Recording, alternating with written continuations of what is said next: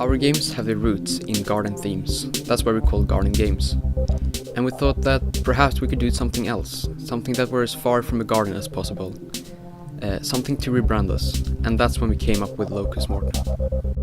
We wanted to make something that had familiar formulas but was put together in a way so it became something brand new. A sci-fi stealth shooter where you get to go to multiple planets. We were looking through multiple types of games like RPG, stealth shooter, sci-fi shooter, and we thought, how can we put this all together in a way that it became something brand new and original at the same time? When it came to the design of the planets, there were lots of ideas. The environment on every planet is unique.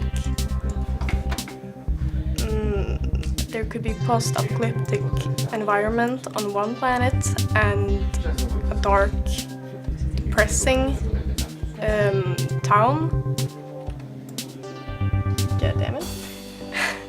With a steampunk theme on another. Or it could be a high-tech neon light city in another. Every planet has its own story. When we made the music, we focused on depth and intensity.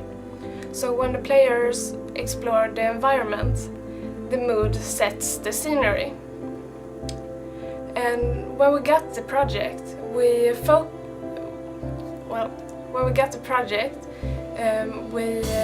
took inspiration from other works like Interstellar, Mass Effect, and also The Wolf Among Us.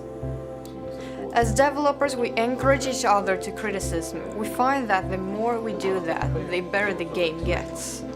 So we have a lot of meetings, and most of the time we sit around one computer and discuss what we need to do next. If you need something get done, you just start a meeting and talk to the people about it. Who should do this and who should do that. And then we discuss the deadline, and then we basically just get to work. And this happens around 2 times per day. We wanted to make sure that the game was accurate as well, so that people won't laugh over how ridiculously over the top it would be. So we talked to an astrophysicist on how we can make it as believable as possible. Garden Games hired me to get the science right. There's a lot of planets out there in our universe that looks like they could belong in science fiction. Garden Games has used a lot of inspiration from these planets. Some of the planets in Locus Mortem are actually real existing ones, but the ones that are not is by a large part inspired by existing planets. And the characters are developed by the science of potential interstellar life forms.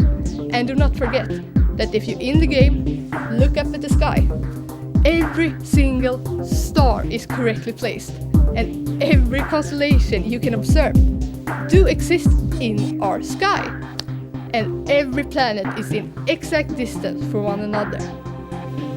Everyone has been working really hard, and we were really happy with the outcome for hard work in the end. The game will be out on PC, PlayStation 4 and Xbox One in the near future, and we'll hope you enjoy it.